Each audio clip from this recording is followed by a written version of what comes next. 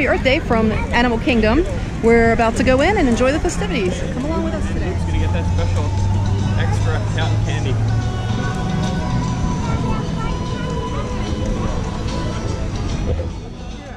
Good morning. My name is Aaron. I'm one of the hospital zookeepers.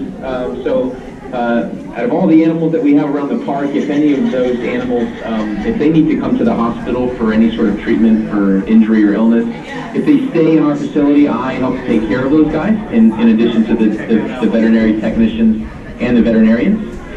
Jake is a little different. Jake, who has just been accepted to veterinary school, is going to start this fall. And in preparation for that journey, yes, they're very excited for him. In prep for that journey, he's going to spend 6 months here with us, and we hope to teach him everything that we can about being a veterinarian, but he works hard to take care of the wildlife patients that we get at our hospital. And this Osprey came in about 2-3 days ago. Some of our partners found the bird stuck into construction debris. Seemingly for a very long time. The bird was really weak when it got here, and because it was stuck and struggling, it has done quite a bit of damage to one of its wings, the left wing in particular, and a very little damage on the right wing. So we took some x-rays when the bird first came in, and luckily nothing seems to be broken, which is great news for a bird of prey that needs to be able to fly very well.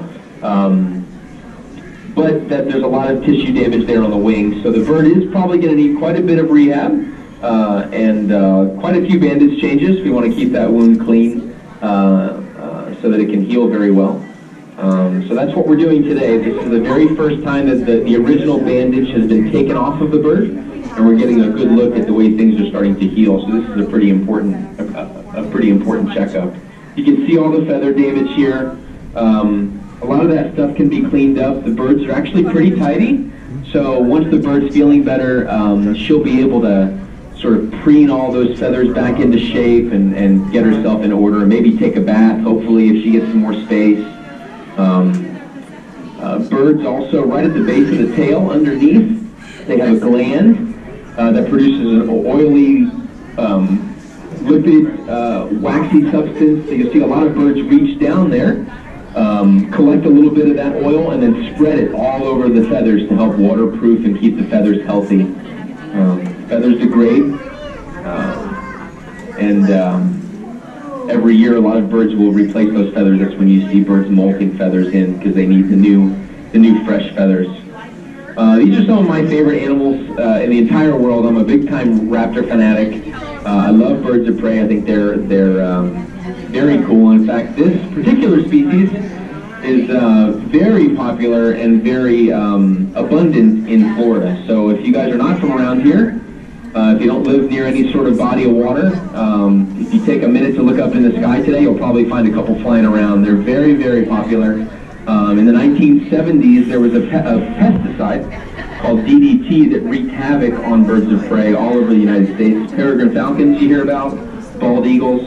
That pesticide got into waterways and into a variety of different habitats and sort of accumulated up the food chain, where raptors are apex predators, and really gave the birds a fit with the way that their eggs form, the way that shell is deposited on an egg.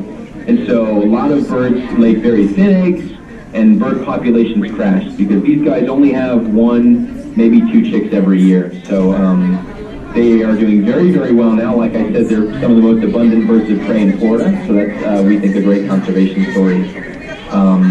If you guys have any questions for me, there's a hostess to your right here. Should be happy to send those in. I could talk about birds of prey. Is the telephone? Okay. Does anybody have any questions? I like to talk anyway, but birds of prey, I just talk even more. Questions? Sorry, I'm a little confused. What's the question? Is that the large animal MRI? Not the largest animal MRI.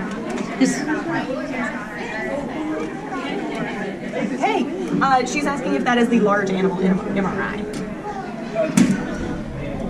Small animal CT machine.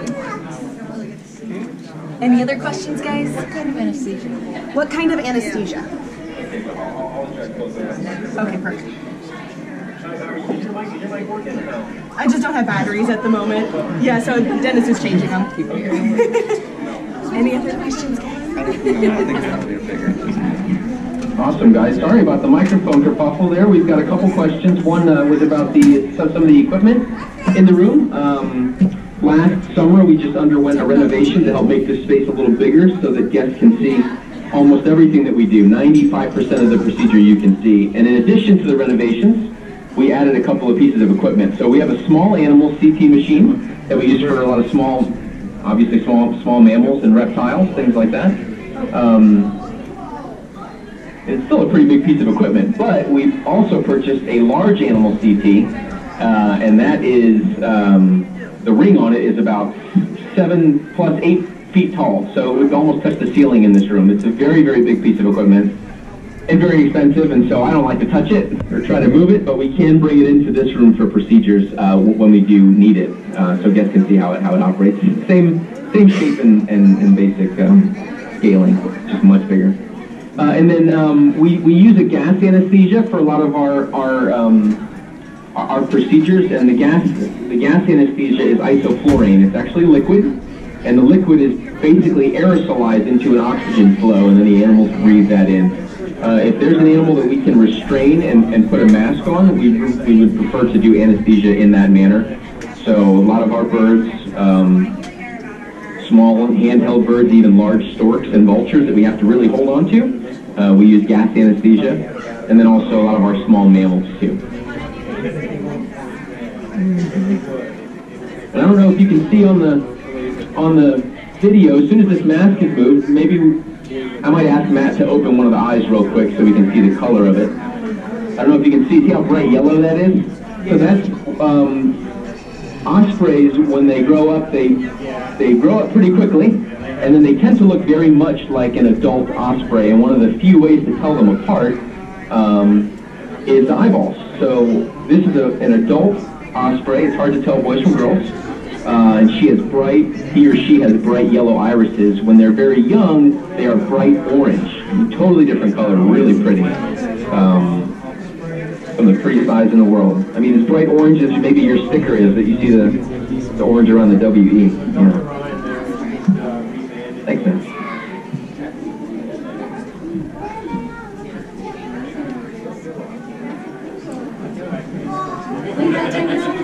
Awesome, I can hear you perfectly fine. If you guys have any other questions, feel free to send them to you right there. I'd be happy to answer them for you. Again, if you're just joining us, this is a bandage change on a wildlife patient that came in a couple days ago. This is an osprey.